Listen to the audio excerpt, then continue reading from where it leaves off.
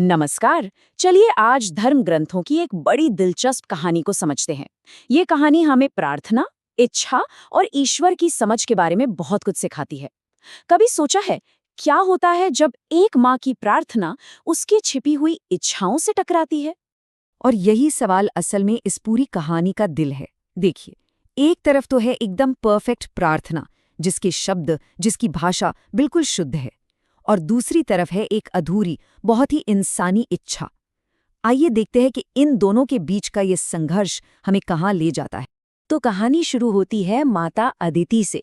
वो पूरी श्रद्धा के साथ भगवान की स्तुति कर रही हैं और ऐसी प्रार्थना कर रही हैं जिसके शब्द पूरी तरह से परफेक्ट हैं, कोई कमी ही नहीं निकाल सकता। लेकिन सवाल ये है कि क्या उनके दिल की भावनाएं भी उतनी ही पवित्र हैं? अदिति अपनी प्रार्थना की शुरुआत करती हैं जगतपति कहकर।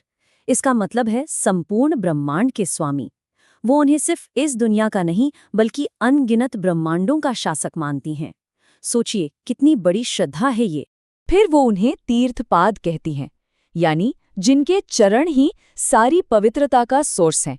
कल्पना कीजिए, ये माना जाता है कि पवित्र गंगा नदी भी उन्हीं के चरणों से निकलती है। ये दिव्यता की कितनी पावरफुल इमेज है ना? यहाँ जोर दिया गया है नाम की शक्ति पर।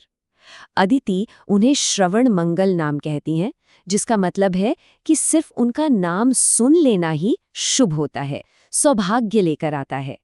ये उनके विश्वास की गहराई को दिखाता है। और आखिर में वो उन्हें अपन्ना आरती भंजन कहती हैं, यानी जो भी उनकी शरण में आता है उसके सारे संकट, सारी मुश्किलें वो दूर कर देते हैं। ये एक बहुत गहरा विश्वास है कि जो भी उनकी शरण में जाएगा वो सुरक्षित रहेगा।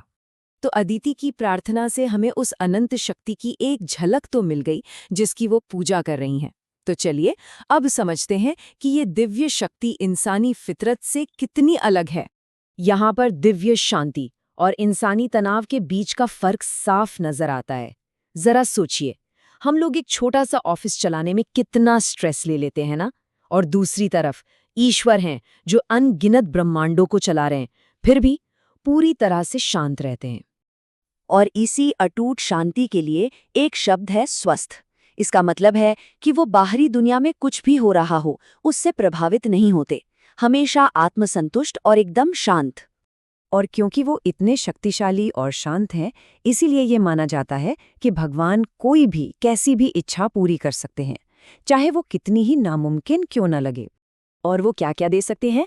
अरे कुछ भी, जैसे कि ब्रह्मांड के बनाने वाले जितनी लंबी उम्र, इतना धन जिसकी कल्पना भी नहीं की जा सकती, स्वर्ग, पृथ्वी या पाताल, कहीं का भी राज, सारी रहस्यमयी सिद्धियां और भी बहुत कुछ। इन वरदानों की लिस्ट जानना इसीलिए जरूरी है क्योंकि अब अदिति अपनी इच्छा सामने रखने वाली। लेकिन अब कहानी में आता है एक जबरदस्त मोड़। अदिति के इतने सुंदर, इतने पवित्र शब्दों के पीछे एक बहुत गहरी छिपी हुई इच्छा सामने आती है जो सब कुछ बदल देती है। एक पल के लिए सोचिए, अगर किसी को कुछ भी मांगने की शक्ति मिल जाए तो वो क्या मांगेगा? अदिति के पास ये मौका है और उनकी असली इच्छा अब हमारे सामने आने वाली है। और सच ये था, अदिति के दिल में गहरी, इंसानी और बदले की भावना छिपी थी। वो चाहती थी कि उनके बेटे युद्ध जीतें, उनके दुश्मनों को मार दिया जाए, उन दुश्मनों की पत्नियां अपने पतियों की मौत पर रोएं। ये सिर्फ भक्ति नहीं थी, ये एक माँ का अपने बच्चों के लिए गुस्सा था, एक फियर्स प्रोटेक्शन थी। तो ये प्रार्थना सिर्फ भक्ति की नहीं थी, ये तो एक माँ के दर्द और गुस्से की आवाज़ थी। और यही बात अदिति के किरदार को हमारे लिए और भी ज्यादा असली बना देती है ना?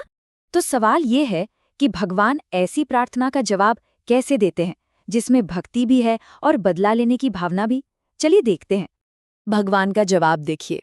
वो दिखाते हैं कि वो सब जानते हैं।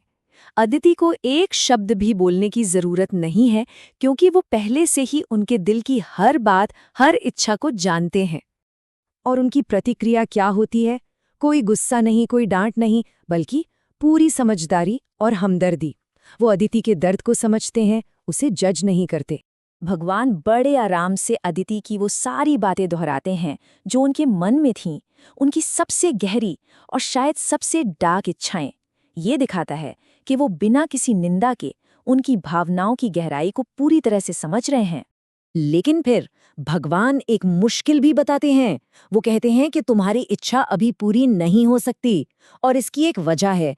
अदिति के दुश्मन इस समय अपने ही अच्छे कर्मों की वजह से सुरक्षित है, इसलिए उन्हें हराना नामुमकिन है। ये दिव्य न्याय का एक बहुत ही दिलचस्प पहलू है। तो आखिर में ये कहानी हमें एक बहुत बड़े सवाल पर लाकर छोड़ देती है। क्या प्रार्थना की नीयत ज्यादा जरूरी है या उसके शब्द? क्या एक सच्ची दिल से निकली इच्छा, भले ही उसमें खामियां हों, एक परफेक्ट लेकिन खोखली प्रार्थना से ज्यादा मायने रखती है? इस पर सोचने के लिए ये एक बहुत ही शक्तिशाली विचार है।